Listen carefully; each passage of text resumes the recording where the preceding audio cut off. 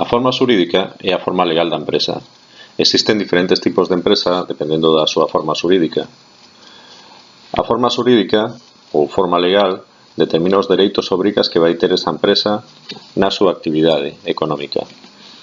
As empresas elixen esta forma xurídica antes de comezar a actividade.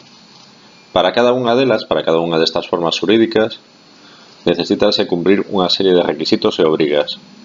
Vamos ver os principais tipos de formas xurídicas que hai. En primeiro lugar, vamos falar do empresario individual. O empresario individual, tamén chamado autónomo, é cando unha persoa non elixe unha forma xurídica que lle dé á súa empresa unha personalidade distinta da do empresario. É dicir, o empresario individual e a empresa son a mesma cousa neste tipo de forma xurídica, neste tipo de forma legal. Quere isto dicir, que os dereitos e obrigas da empresa son os propios dereitos e obrigas do empresario na súa actividade empresarial ou profesional. Quere isto dicir tamén que non se exixe un capital mínimo necesario, é dicir, unha achega de cartos mínima para poder fundar este tipo de sociedades. E quere isto dicir tamén que este tipo de empresas non pagan un imposto específico polos beneficios, senón que é o propio empresario o que pagará polos beneficios da empresa no imposto sobre a renda das persoas físicas. É dicir, non existe ningunha diferencia entre a persoa da empresa e a persoa do empresario. O segundo tipo de empresa que imos ver é o que se chama sociedades anónimas.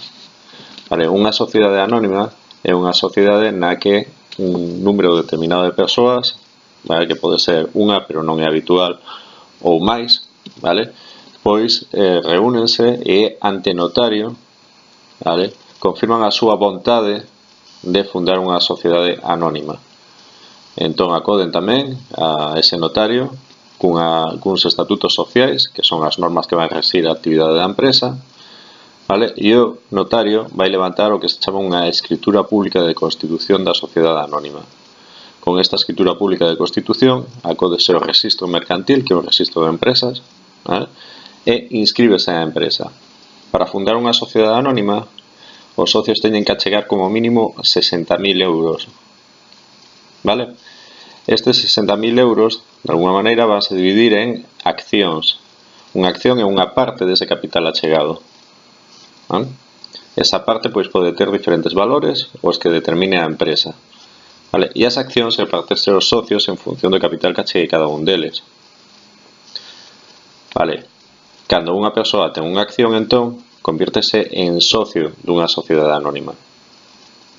Estas accións poden circular, ademais, libremente. É dicir, unha persoa que teña unha acción dunha sociedade anónima pode transmitir esa acción, sexa a cambio dun prezo ou non, a calquera outra persoa de dentro ou de fora da sociedade. Polo demais, estas sociedades teñen personalidade xurídica propia. Isto que quere dicir? Isto quere dicir que, ao contrario que o que sucede no caso do empresario individual, a sociedade é unha persoa, non unha persoa física como a nós, senón unha persoa que se chama persoa xurídica.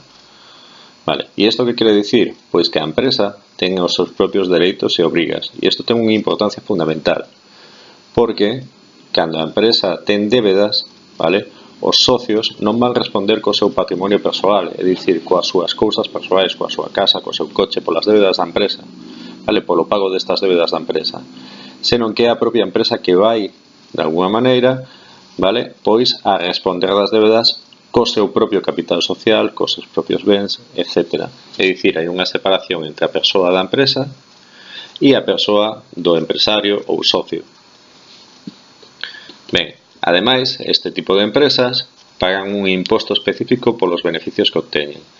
Estas empresas, cando teñen beneficios, pagarán no imposto de beneficios ou de sociedades, que se chama tamén. O terceiro tipo de empresas que vamos ver chamase sociedades de responsabilidade limitadas ou sociedades limitadas a secas. As súas siglas son SL ou SRL. No caso dunha sociedade anónima era SA, non o dixemos. As sociedades de responsabilidade limitada teñen tamén un capital mínimo como as sociedades anónimas, neste caso é de 3.000 euros. E unha sociedade de responsabilidade limitada constitúese dun xeito similar a unha sociedade anónima, é dicir, hai un grupo de socios que manifestan ante un notario a súa intención de fundar unha sociedade de responsabilidade limitada, achegan uns estatutos, vale? E entón o notario vai levantar unha escritura pública de constitución que se vai inscribir no rexistro mercantil. Ata aquí todo exactamente igual que nunha sociedade anónima. Vale, ademais estas empresas tamén teñen personalidade xurídica como as sociedades anónimas e tamén pagan un imposto de beneficios.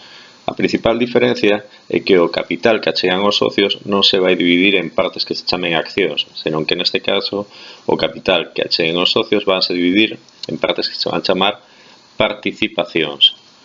Vale. Cando unha persoa ten unha participación nunha sociedade de responsabilidade limitada, o contrario que sucedía nunha sociedade anónima, non pode transmitir libremente esta participación.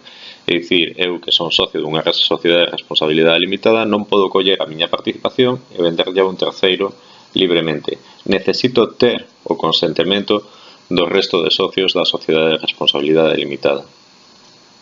E esta é a principal diferencia aparte do capital mínimo necesario. Ben, en cuarto lugar, entre as empresas que máis relevancia teñen, entre as formas xurídicas que máis relevancia teñen, pois temos as cooperativas. A cooperativa é a principal forma xurídica do que se chama economía social, vale? Por que chamamos unha empresa de economía social a unha cooperativa? Bueno, pois por dous motivos fundamentales.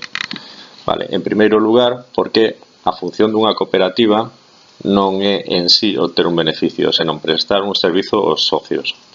E en segundo lugar, porque a función da cooperativa, vale, porque a cooperativa funciona dun xeito democrático, é dicir, todos os socios teñen os mesmos dereitos dentro da cooperativa con independencia das súas achegas á mesma. Vale.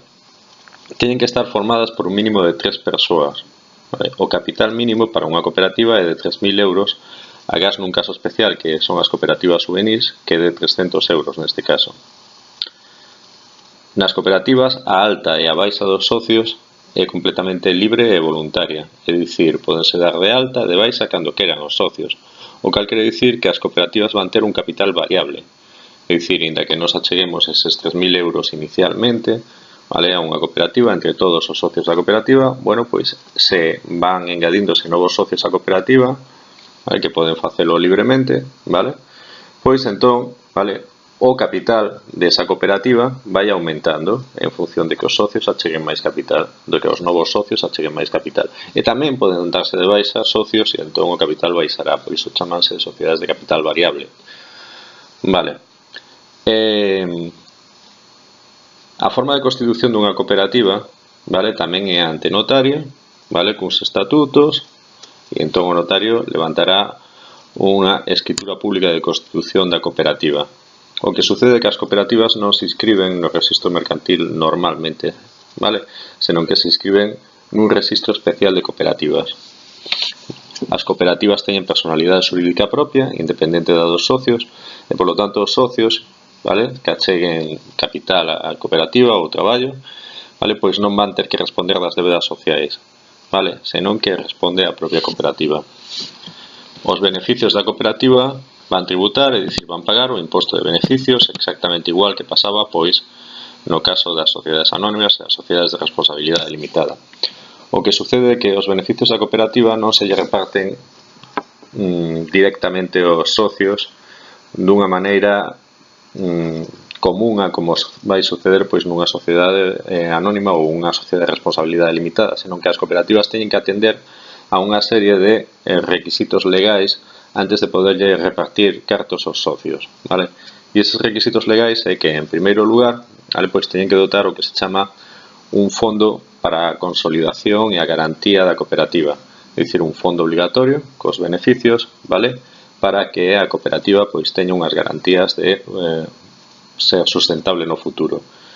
En segundo lugar, vale, pois teñen que dotar tamén outro fondo para a formación e promoción profesional dos cooperativistas, dos socios.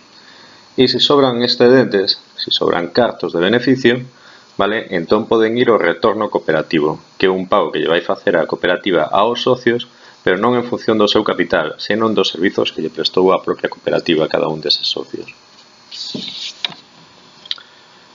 Vale, falamos en clase.